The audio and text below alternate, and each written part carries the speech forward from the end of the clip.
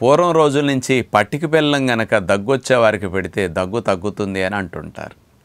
ఇది కరెక్ట్ అని ఈ రోజుల్లో కూడా చాలామంది దగ్గొచ్చినప్పుడు పట్టిక బెల్లాన్ని నోట్లో పెడుతుంటారు. కానీ ఇందులో దగ్గుని తగ్గించడానికి పట్టిక బెల్లానికి అసలు సంబంధమే లేదు. అది కూడా ఒక పంచదార లాంటిదే కదా, అది ఒక గెడ్డ రూపంలో ఉంది, ఇక్కడ పలుకుల రూపంలో ఉంది. కానీ ఎందుకు అట్లా వచ్చింది అంటే, బాగా దగ్గే పిల్లవాడికి కాస్త నొప్పి ఏడవటం కానీ పిల్లలు చేస్తుంటారు కదా నిద్ర పట్టక కానీ అట్లాంటప్పుడు వాడి నోట్లో పట్టిక బెల్లం మొక్క పెట్టేసరికి బిడ్డకి అది కమ్మగా ఉంటుంది కదా, దీన్ని ఆస్వాదిస్తూ ఆ దగ్గు బాధను మర్చిపోతాడు. అందుకని పట్టిక బెల్లం తింటే దగ్గు తగ్గుతుందని సైకలాజికల్గా ఫీల్ అవ్వటానికి పనికొస్తుంది తప్ప దగ్గు తగ్గటానికి ఆ సంబంధం ఏముండదు.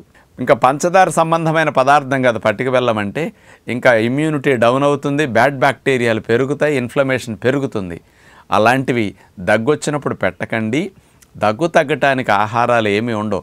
పొట్ట మాడిస్తే నీళ్లు బాగా తాగుతూ ఉంటే, ఆవిరి లాంటివి పట్టుకుంటుంటే ఇన్ఫ్లమేషన్ తగ్గి త్వరగా దగ్గు తగ్గుతుంది తప్ప పట్టిక బెల్లానికి దగ్గు తగ్గటానికి సంబంధం లేదని తెలుసుకుని అలాంటి వాటిని పిల్లలకు పెట్టకండి. మీరు ఆ పదాన్ని వాడటం మానేస్తే బాగుంటుందని విజ్ఞప్తి.